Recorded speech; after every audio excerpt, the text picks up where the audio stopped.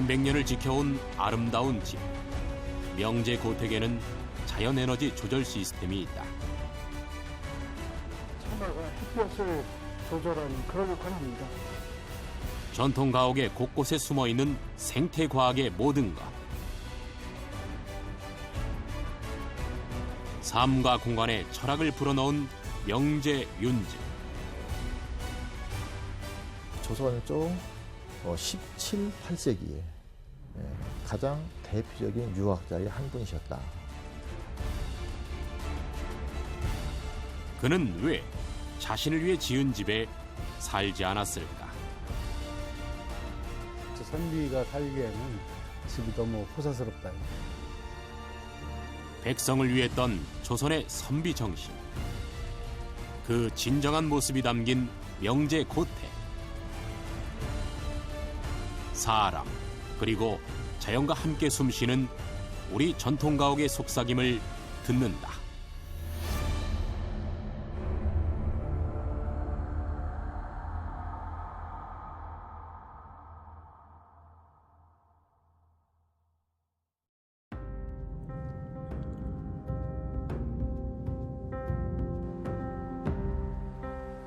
서울 도심 한가운데 자리한 한옥 한 채. 우리 전통 한옥의 힘차면서도 소박하고 단아한 모습을 제대로 담아내고 있다. 최근 한옥에 대한 관심이 급증하면서 공공건축물에도 한옥바람이 불고 있다. 외양만 흉내내는 것이 아닌 한옥의 전통 요소나 건축 기법을 적극적으로 활용하는 것이다.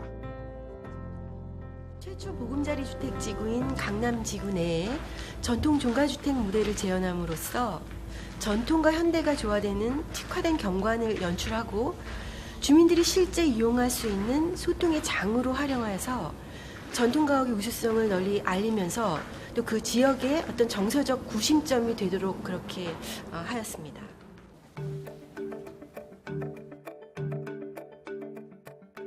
우리 고유의 정서와 생활이 담겨있는 생활 밀착형 한옥을 짓기 위해 다양한 조사와 분석을 거듭했다. 그 과정에서 전통 한옥의 면모를 고루 갖춘 새로 지을 한옥의 원형이 되어줄 집을 찾게 됐다. 바로 논산의 명제 고택이다. 윤중고택이 그 영남이나 호남이나 이런 특별한 지역적인 특색을 갖추지 않은 어떤 이렇게 열린 미음자 구조를 하고 있어요. 그래서 지역적인 특성이 치우쳐지지 않고 또 보금자리 주택이 매우 그 실용적이고 어떤 그 서민들의 그 주거를 대변한다고 볼 때 윤중고택이 가진 그런 사상, 실용주의를 굉장히 모본으로 한다. 그래서 굉장히 서로 보금자리 주택과 상통하는 점이 있다라고 생각이 되었습니다.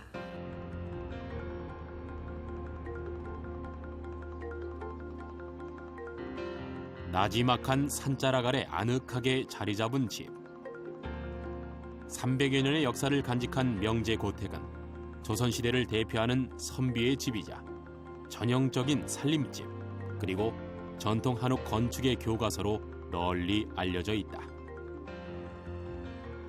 명제 선생 고택은 우리나라 전통 가옥을 대표할 만한 그런 집 중에 하나입니다. 그만큼 규모나 여러 가지 형태가 잘 갖춰져 있는 그런 집이라고 볼 수가 있죠.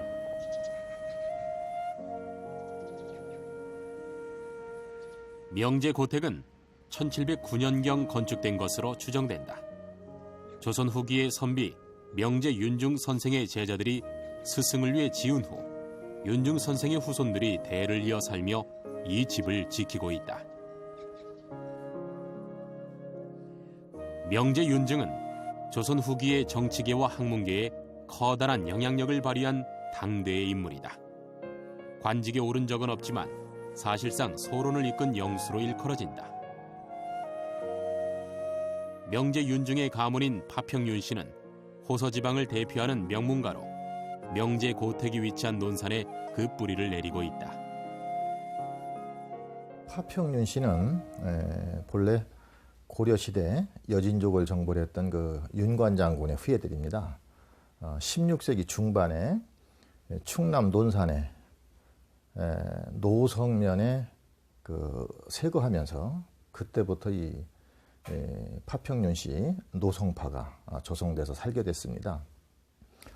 그래서 호서 지방의 그 3대 명문 고족 중에 하나라고 할 수 있는데 여기에서 많은 인물들이 배출됐습니다. 파평윤씨 가문이 낳은 걸출한 유학자들 중에서도 명제 윤증과 그 아버지인 윤선거는 손꼽히는 인물이다. 윤선거는 이름 높은 학자이자 정치인이었지만 병자호란 당시 평민 차림으로 강화도를 혼자 탈출해온 것이 평생의 멍해가 되었다. 윤선거의 강화도 사건은 아들 윤증에게도 큰 그림자를 드리웠다. 윤증은 아버지가 교전이 끝난 후에 강화도를 빠져나왔다고 주장했지만 선비로서 대의 명분을 저버린 것이라는 비판은 계속되었다. 윤선거를 둘러싼 갈등의 중심 인물은 바로 송시열. 당대의 라이벌이었던 윤증과 송시열의 논쟁은 증폭되어만 갔다. 여기에 주작에 대한 독자적인 견해를 내놓은 윤유에 대한 찬반으로 대립이 더욱 팽팽해지고 윤증과 송시열의 갈등은 극에 달한다. 두 분의 그 갈등은 사실 우리나라 역사에서 노론과 소론이라고 하는 정치적 당파의 분열 또 갈등을 가져왔고 또 학문적으로도 사실은 율곡학파와 우기학파라고 하는 양대 학파의 분기점이 됐습니다. 송시열의 학문과 덕행을 비판한 윤증의 편지가 알려지면서 두 사람은 영원히 등을 돌리게 된다.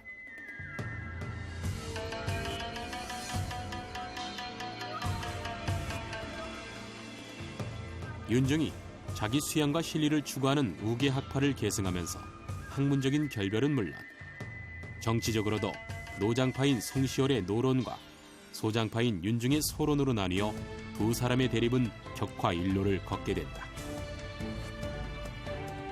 정치의 중심에 서 있었지만 명제 윤증은 단 한 번도 관직에 나간 적이 없었다. 벼슬을 받을 때마다 사직하겠다는 상소를 올리고 학문에 전념하는 윤증을 백의정승이라고 했다. 명제 선생이 벼슬에 나가지 않고 제야에 있게 된 것은 하나는 역시 그 아버지 윤선거 선생의 바로 이 강화도 사건, 거기에 대한 그 죄책감, 그 일종의 본인 자신의 어떤 그 연좌제랄까요? 그런 그 속죄감에서 비롯된 것이라 볼 수가 있고. 윤증의 일생을 연대별로 기록한 명제 연보를 보면 백의정승으로서의 행보를 확인할 수 있다. 67의 2조 참판이 되었으나 상소하여 사직했고 70살을 맞은 해에는 3월에 2조 판서, 8월에 대사원을 명받았지만 사직했다.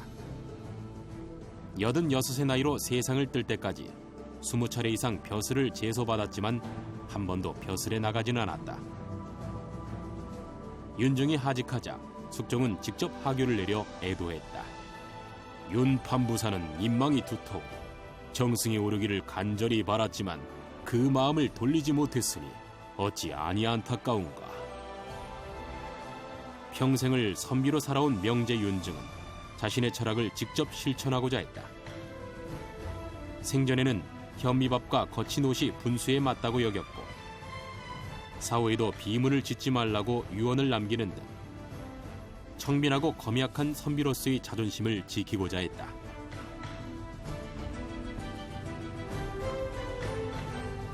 명제 고택에는 윤증이 살았던 시대와 그 삶과 철학이 고스란히 담겨 있다. 그런 명제 고택에 한 가지 없는 것이 있다. 바로 조선 4대부 가옥의 특징이라고 할 수 있는 소슬 때문이 그것이다. 소슬 때문은 이제 저희 집 원래 있었는데 이제 주변에 이제 향교라든가 권리사 같은 게 이제 이권을 해오면서 저희들이 뭐 이제 정치적인 거를 뭐 이런 것 때문에 이제 개방하라고 이제 어른들이 할아버지들께서 얘기하셔갖고 완전히 개방을 하고 누구나 우리 집 동향을 살펴볼 수 있도록 이제 공개를 한 거죠. 명제 고택의 왼편에는 당시의 관악 교육기관인 노성향교가 자리하고 있다. 윤증은 이곳 향교에서 직접 제자들을 교육하기도 했다. 한편 명제 고택의 동쪽에는 권리사가 들어와 있는데 살림집 주변 환경으로는 드문 경우다. 이같이 성리학적 분위기가 무르익은 가운데 명제 고택은 지어졌다. 건물과 마당이 짝을 이루는 조선시대의 전형적인 형태로 명제 고택은 완성되었다. 명제고택의 경우는 이제 디귿자형의 안채하고 그 앞에 있는 안행랑채, 일자형의 안행랑채가 미음자형으로 마당을 둘러싸고 있거든요. 그래서 마당을 중심으로 구성되는 집이다, 이렇게 얘기할 수가 있습니다. 조선 후기 전통 가옥의 다양한 면모를 살펴볼 수 있는 남산골 한옥마을. 이곳에는 1800년대부터 1900년대 초반에 지어진 한양 도성안의 가옥들이 모여 있다. 비교적 규모가 있고 건축에 많은 비용을 들인 사대부 가옥들이라고 볼 수 있다. 좋은 목재를 쓰고 잘 다듬은 돌로 높은 기단을 쌓아 격식을 갖추었다. 하나의 커다란 건물에 다양한 용도의 공간을 모아두는 서양 건축과 달리 우리 전통 건축은 용도와 신분에 따라 여러 건물로 나뉘어 있는 것이 특징이다. 유교적인 거, 이런 사상들, 그래서 어른과 어린아이, 또 남자와 여자, 또는 양반과 상민, 이런 그때 당시에 그 일반적인 그 사회 풍습들이 그대로 이제 집에 반영이 될 수밖에 없죠. 그래서 안채와 사랑채, 그리고 안채와 행랑채, 또 건너방과 작은 방, 작은 사람방, 이런 식으로 여러 가지 그 계층에 따라서 사용될 수 있는 그런 것들이 잘 구분된 그런 것이 조선시대 가옥이라 할 수 있고. 명제 고택은 개방적이다. 담도 없다. 지나가던 이는 누구라도 들를 수 있도록 열려 있다. 우리 집에 구경 오신 거야? 네. 우리 집이 어떤 집인지 알고 오셨나? 모르고 왔지? 네, 잘. 지나가다가 그냥 집에 가서. 이 사랑채에 이제 거주하는 사람들, 남자들을 바깥 사람들까지 이제 우리 집 전망대를 한번 구경해봐 이제. 사랑채는 명제 고택의 얼굴이다. 마치 마을 사람들을 반기기라도 하듯 전면으로 나와 있는 사랑채. 다른 사랑채에 비해 크기는 작은 편이지만 날렵한 처마가 주는 경쾌한 인상과 두 단으로 높게 쌓아 올린 기단이 주는 당당함이 돋보인다. 한국에서 기단은 그 지형이 경사진 곳에 집을 배치하기 위해서 필요한 겁니다. 그러니까 앞에서만 이렇게 높이 보이는 거죠. 뒤는 지형이 높고 앞은 낮은 이런 지형을 하나의 높이로 만들어주는 게 이제 기단입니다. 좀 높은 곳에서 마을 사람들과 소통을 하고, 또 마을 사람들 때로는 지휘하기도 하고, 또 높은 지점에서 먼 곳의 경치를 감상할 수도 있는 그런 건물이 사랑채입니다. 사랑채는 모두 4칸으로 구성된다. 가운데에 사랑방 2칸을 중심으로 양쪽에 각각 누마루와 대청마루가 앉아있다. 마루는 높다는 뜻을 가졌다. 더운 지방에서 더위를 피하기 위해 지은 것이 그 시작이다. 남방 문화를 대표하는 마루와 북방 문화를 대표하는 온돌이 나란히 공존하는 것은 우리나라 주택만이 갖고 있는 요소다. 한옥의 가장 중요한 특징은 온돌과 마루가 한 평면 안에 있다는 그런 겁니다. 세계에서 그런 평면을 가진 살림집은 우리나라밖에 없어요. 즉 따뜻한 온돌방은 겨울을 나는데 필수적인 그런 구조고, 더운 여름을 나는 데는 시원한 대청마루 공간이 꼭 필요한 겁니다. 사계절이 분명한 우리나라에서 이러한 구조가 자연스럽게 발전될 수밖에 없죠. 덥고 습한 기후의 일본은 바닥을 데워 난방을 하지 않는다. 중국은 부분적인 온돌은 있지만 주로 입식 생활이 이루어지기 때문에 온돌과 마루가 공존하는 주택은 오직 우리나라에만 존재하는 것이다.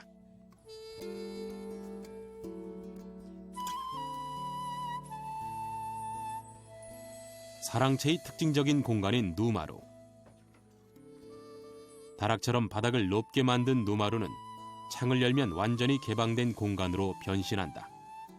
사랑채의 전망대가 되는 것이다. 지금은 다 집집마다 TV 이렇게 와이드 비전 하나 갖고 있잖아요. 옛날에는 요 창문이 이렇게 사이즈가 제일 그 경치를 아름답게 바라볼 수 있는 경관으로 사이즈 갖고 있었고 16대고로 옛날에 다 보고 있었다고. 집안의 남자 주인이 손님을 맞거나 책을 읽던 누마루. 그 아래에는 독특한 구조물이 자리하고 있다. 금강산을 본떠 만든 석가산에는 무릉도원을 꿈꾸던 선비들의 자족 정신이 깃들어 있다. 세상을 향해 열려있는 듯한 이곳 사랑채에 숨겨진 비밀이 하나 있다. 사랑방 안의 작은 공간이 바로 그것이다. 이다지가 있고 여다지가 있습니다. 근데 이게 한꺼번에 된다는 거. 안고직이라고 불리는 이 미다지 여다지문은 명제 고택에서만 볼 수 있는 독특한 창호다. 이 문은 정교한 세부 처리를 통해 좁은 공간을 효율적으로 사용해 사랑방과 고방을 이어준다. 두 방을 나눠서 쓸 필요가 있을 때는 이걸 닫아놓으면 되는 거죠.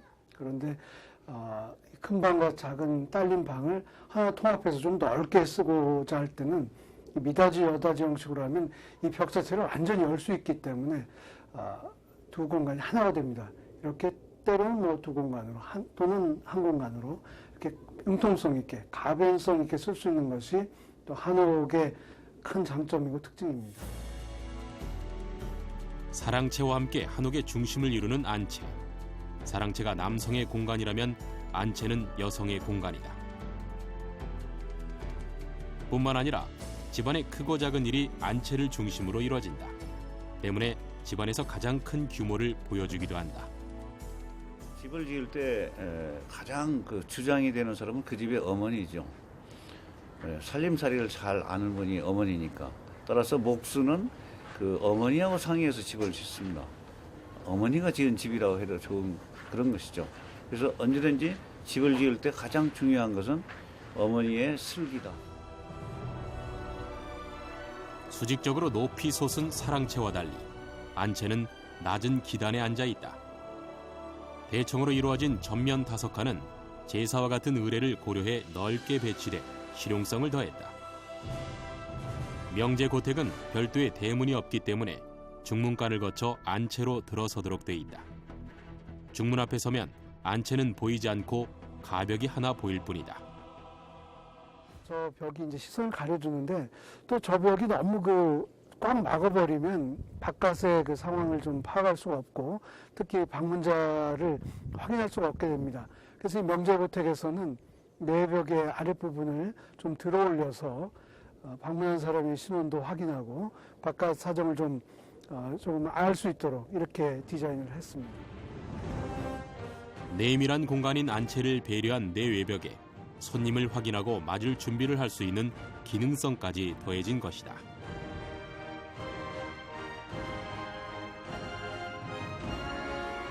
안채가 둘러싸고 있는 마당은 조경을 하지 않은 채 흙바닥으로 깨끗이 비워져 있다.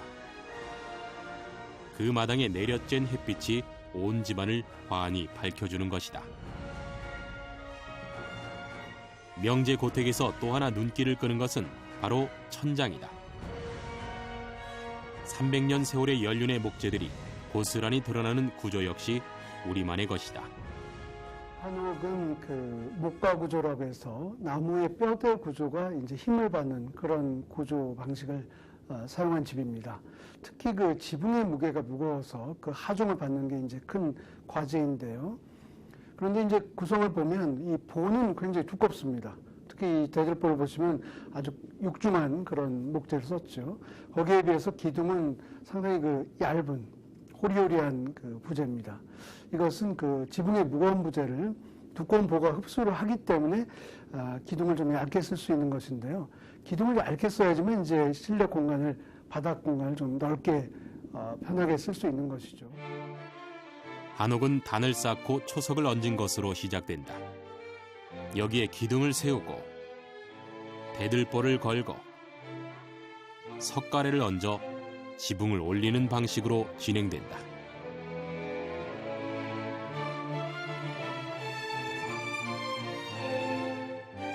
이 같은 구조가 지붕의 하중을 받아내기 위해서는 적절한 부재를 사용해야 한다. 특히 대들보는 약간 휘어진 곡선 목재를 사용해 위에서 아래로 내려 누르는 힘을 받아낼 수 있도록 배치하고 있다. 우리 선조들의 공학적이면서도 미학적인 사고가 흔들림 없이 튼튼한 집을 완성해 주는 것이다. 명제 고택의 안채와 곡간 사이의 공간, 이곳에 놀라운 비밀이 숨겨져 있다.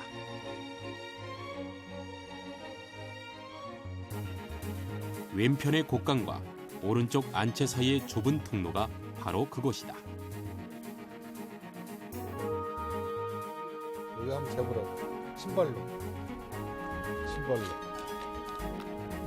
둘, 셋, 넷, 5개. 저기 끝에 가서.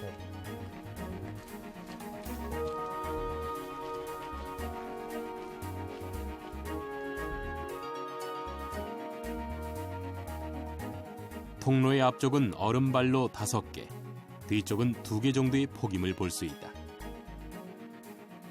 이 통로의 폭이 약 2배 정도 차이를 보이는 것은 무슨 이유일까? 앞이 좀 넓고 뒤쪽이 좁은 사다리꼴입니다. 이렇게 된 것은 그 햇볕을 좀 안쪽까지 깊이 받아들이고 또 바람도 이제 잘 통할 수 있는 그런 구성입니다. 그와 함께 여름철에 이제 비가 많이 내렸을 때는 이 우수가 뒤에서부터 모아져서 앞으로 나오기 때문에 이렇게 앞이 좀 넓은 것이 배수에도 유리하게 됩니다. 명제 윤중의 청백한 삶을 보여주듯 소박하고 실용적으로 빚어진 저택. 제자들이 십시일반으로 힘을 모아 지어준 이 집에 정작 명제 윤중은 단 하루도 살지 않았다. 이제 5년 동안 사실 수 있는 시간 그 기회가 있었는데 선비가 살기에는 집이 너무 호사스럽다 이제 그 얘기죠. 이제 돌아가신 지 10년 있다가 이제 완전히 이주를 합니다, 저희가. 그 전에는 우리 명제 할아버지가 그냥 초가집에서 그냥 돌아가셨고, 당신께서는 제사도 아주 그 이제 간소하게 지내라. 그래서 지금도 이제 저희 집 같은 경우는 제사도 간소하게 지내고 있어요. 밥 짓는 연기가 높이 피어오르지 않도록 굴뚝을 낮게 내라고 했던 명제 윤중은 추수한 곡식은 농민들과 나눴고 늘 백성의 삶을 배려한 삶을 살았다. 여기 이제 이렇게 불타는 흔적은 예전에 우리 이제 1800년 후반에 동학혁명이 이제 일어났는데, 그래서 이제 정읍에서 이제 이 논산 지역을 거쳐서 공주로 이제 올라가는데, 저희 집도 이제 동학군들이 그걸 이제 전설을 시키려고 이제 불을 조금 붙였다가 그래도 깨끗한 선비집이라 갖고 요것만 걸리고 이제 꺼져가지고 이제 집이 온전하게 보존할 수 있었죠.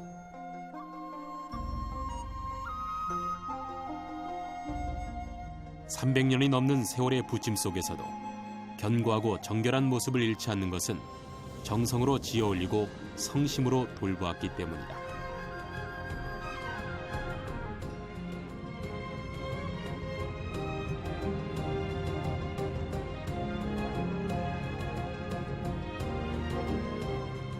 한창 건축 중인 자그마한 한옥 한 채.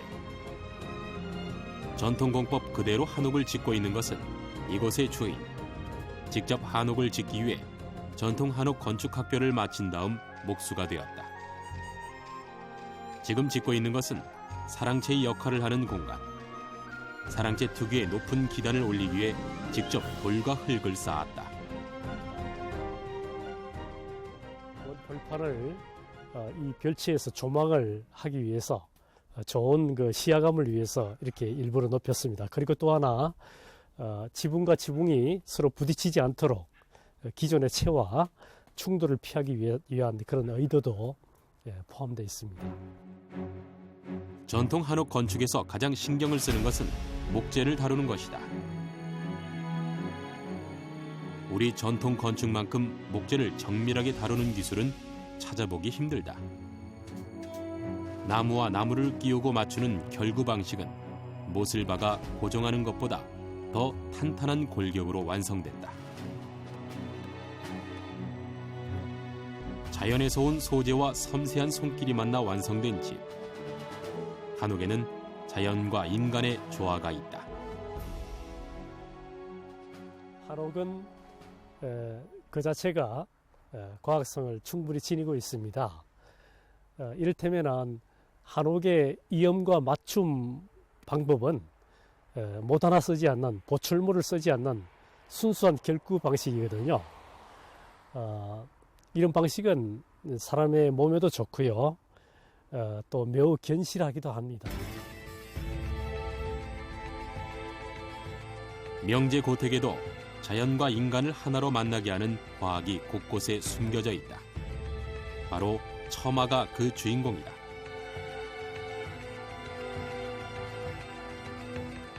우리 전통 한옥의 처마는 길게 뻗어 있다. 처마의 각도와 깊이는 햇빛과 깊은 관련을 갖고 있다.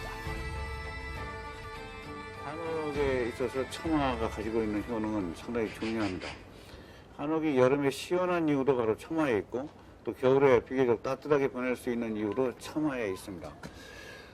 북위 36도 전후에 있는 우리나라 지형상 한겨울에 추울 때는, 동지 때는 햇빛이 저 방 안에까지 들어갈 수 있도록 처마의 깊이가 조정되어 있는 것입니다. 처마는 한옥의 수명을 유지해준다. 한옥은 나무나 흙 같은 자연 소재로 이루어지기 때문에 비나 눈이 닿으면 자칫 손상될 가능성이 높다. 돌출된 처마는 빗물이 벽이나 나무와 닿지 않도록 해준다. 기단 밖으로 빗물이 떨어지도록 처마가 그 역할을 하는 것이다. 그런가 하면 처마는 햇빛을 담아내는 그릇이기도 하다. 처마와 창호문은 겨울철에는 햇빛을 가득히, 여름철에는 햇빛을 최대한 적게 받도록 치밀하게 구성돼 있다. 햇빛의 유입 정도는 실내의 밝기와 온도를 좌우한다. 수직에 가깝게 떨어지는 여름 햇살은 막아내고,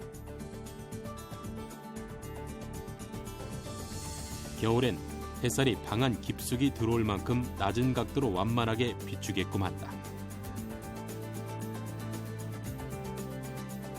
처마는 곧 햇빛 자동 조절 장치인 것이다. 명제 고택에는 또 하나의 자동 조절 장치가 있다.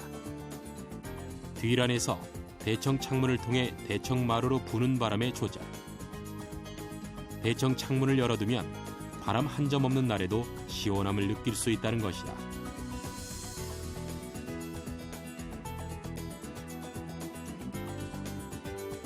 이 같은 바람과 온도의 조절 기능이 명제 고택에 작동되고 있는 것일까? 실제 계측과 분석을 통해 알아보았다. 기존 연구의 가설은 전통가옥의 경우 마당은 그냥 나대지로 놔두고 그냥 토양이고, 뒤란은 주로 식생이 많이 피복이 돼 있거든요. 그래서 마당과 뒤란의 피복 차이 효과에 의해서 한여름에 마당에서는 상승 기류가 일어나고 뒤란에서는 하강 기류가 일어나서 시원한 바람이 뒤란에서 마당 쪽을 불어온다. 이게 주로 많이 알려졌던 가설이었어요.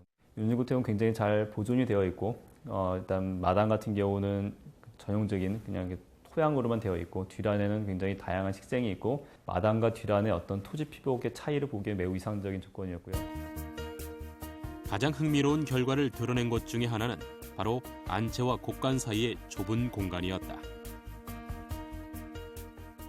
윤리고택 같은 경우는 그 안채와 광 사이가 굉장히 공간이 좁습니다. 유착해서 벤추리 효과라고 하는데요.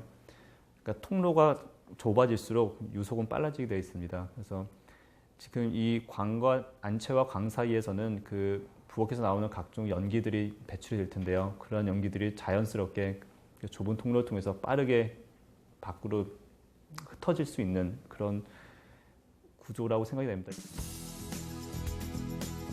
두 건물에 의해서 공기가 깔때기 모양으로 수렴하면서 풍속이 증가하는 것이 바로 벤추리 효과.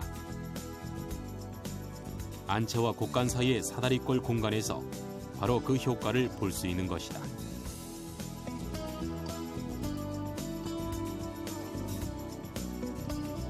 안채와 곡간이 가깝게 붙어 있고 위로는 처마가 덮고 있어 그 자체가 벤츄리 효과를 일으키는 관과 같은 역할을 하는 것이다. 저장식품이 많은 곡간이 자연적으로 시원해지는 것은 물론 부엌에서 나오는 연기나 냄새도 빨리 빠져나간다. 그렇다면 뒤란으로 창문이 나 있는 대청마루는 어떨까?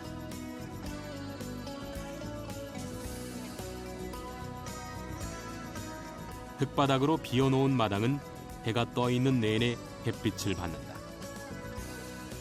뿐만 아니라 1년 내내 닫지 않고 열어두는 대문을 통해 유입되는 바람도 상당하다. 숲으로 이루어진 뒤란은 햇빛을 가득 담은 마당에 비해 상대적으로 시원하다. 그 바람이 창문을 넘어 대청마루로 불어가면 마당의 따뜻한 공기는 뚜렷한 상승 기류를 일으키게 되는 것이다. 대청의 기류를 분석했을 때 이제 굉장히 재밌는 특성이 나타났는데요. 이제 첫 번째는 기본적으로 바람은 마당에서 뒤란으로 많이 흘러갔습니다. 굉장히 잔잔한 바람들이 아주 가끔씩 굉장히 강한 바람들이 대청의 그 창을 통해서 굉장히 강하게 들어왔는데요. 그 횟수는 매우 작지만 그 강도가 매우 강했습니다. 그곳에 사는 이제 거주자 입장에서 봤을 때는 예를 들어서 계속 이렇게 시원한 바람이 오는 것보다는 평소에는 계속 이렇게 약간 따뜻한 바람이 불다가 가끔씩 한번 강하게 차가운 바람이 휙 불면은 아마 그런 것들이 더 이렇게 시원함에 대한 체감을 더 이렇게 배가시킬 수 있지 않았을까. 뜨거운 마당과 대문간에서 불어오는 바람, 그리고 뒤란에서 불어오는 시원한 바람으로 인해 작은 기류가 형성되고 국부적으로 대류 현상이 일어나게 되면서 대청마루의 온도가 상대적으로 낮아지는 효과를 거두는 것이다.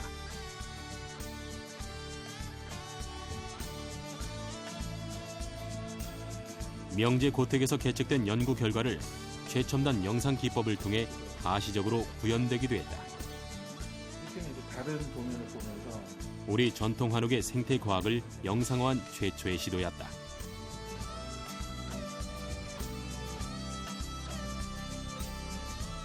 명제 고택의 마당에서 일어나는 온도의 변화를 직접 눈으로 확인할 수 있다.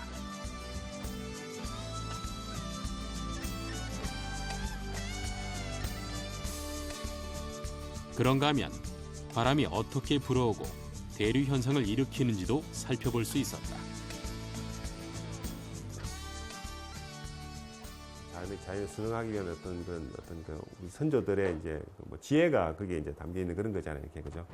근데 그걸 경험적으로 이런 어떤 시뮬레이션 툴은 없지만은 그런 구조를 만들면은 이제 여름에 더울 때에 굉장히 안에 한결 시원하고 그 안에 거주할 때 편리함이 있다 하는 걸 이제 굉장히 현명하게 참 잘 이용을 한 구조들이고.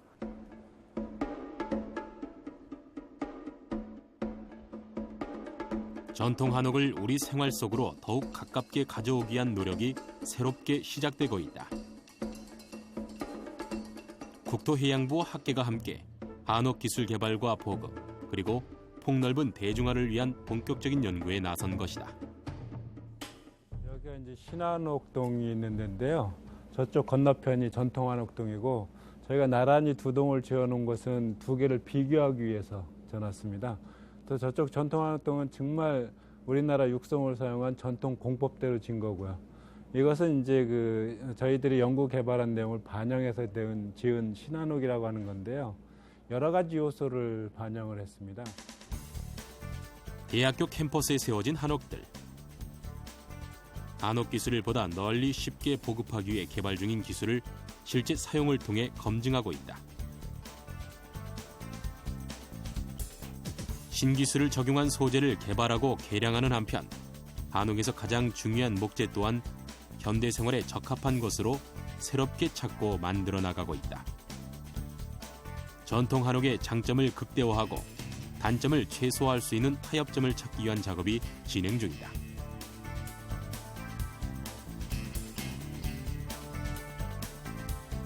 그 새로운 시도 중 하나가 바로 창호다. 한지를 바른 전통 창호의 심미적 요소와 현대 창호의 기능적 요소가 하나로 융합된 시스템 창호를 실험 중에 있다. 한지를 바른 전통 살창의 아름다움을 살리면서 단열 효과까지 확보할 수 있는 창을 개발하는 데 신경을 쏟고 있다. 현대의 삶에서 멀리 떨어졌던 한옥을 다시 가까이 다가오게 하기 위해서는 무엇이 필요할까?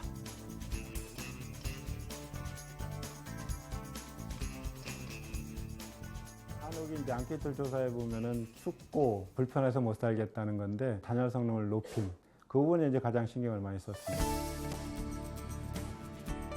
현재 이 실험 한옥들은 학생들이 직접 생활을 하는 기숙사 공간으로 활용되고 있다. 학생들의 생활을 통해 새로운 기술과 한옥의 현실 가능성을 검토하고 있는 것이다. 처음에 여기 산다고 했을 때 좀 한옥은 다들 춥다 그러잖아요. 근데 생각보다 따뜻하고 신한옥이라서 그런지 그냥 원래 집이랑 똑같아요. 한옥인데도 꼭 아파트에 사는 것처럼 공기도 따뜻하고 근데 분위기 같은 거는 또 한옥이니까 그런 점도 되게 좋고. 신한옥에서 또 하나 새로운 것은 복층 구조를 시도하고 있다는 것이다. 2층에 바깥의 경관을 접할 수 있는 공간, 즉 사랑채의 누마루와 같은 공간을 배치해 자연 경관을 집 안으로 끌어들어오는 전통 한옥의 요소를 도입했다.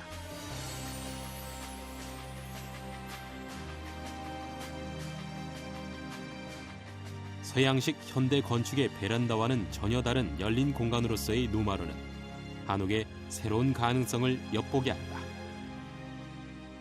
누마루가 있으니까 여기서 식사도 하고 자연 환경도 볼 수 있고 되게 아파트 베란다랑은 좀 다른 느낌인 것 같아요. 대부분 전통 한옥은 1층인데 이렇게 1층으로 고착화된 것은 조선시대입니다. 뭐 고려시대 이전만 올라가면 3, 4층짜리 살림집도 많이 있었다는 기록이 있기 때문에 한국에서도 고층 한옥이 있었다는 뜻이 되는 거죠. 근데 이제 요즘에 도심을 본다면 워낙에 이제 집가가 비싸서 고밀화하지 않으면 건물을 질 수가 없기 때문에 이런 한옥도 도심에다가 진다고 생각을 해서 고층화를 시도하기 위해서 2층을 한번 해본 겁니다. 일제강점기와 전란, 그리고 급격한 현대화를 겪으면서 우리 전통 건축은 서양 건축에 밀려 역사적 단절을 겪었다. 최근 한옥이 새롭게 주목받기 시작하면서 다시 우리 일상 속으로 들어오고 있는 것이다. 한옥은 일단 한국 사람들이 5,000년 이상을 경험하면서 우리 조건에 맞도록 진화한 건축이기 때문에 한국 사람들이 살기에 가장 편안하고 적합한 집이라고 하는 거죠.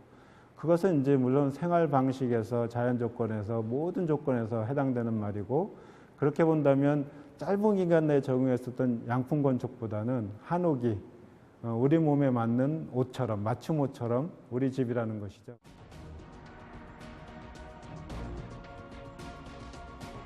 (300여 년) 전 청빈한 생을 살았던 한 선비의 철학을 담아 지은 집 명제고택. 우리 선조들이 전해주는 생활의 품격과 건박한 삶의 아름다움. 우리 전통 가옥에는 바람과 빛을 품어 안고 사람과 자연이 어우러지는 삶의 지혜가 담겨 있다. 겸양과 배려, 슬기가 있는 선인들의 첨단 건축을 통해 우리가 걸어가야 할 내일의 모습을 새롭게 발견한다.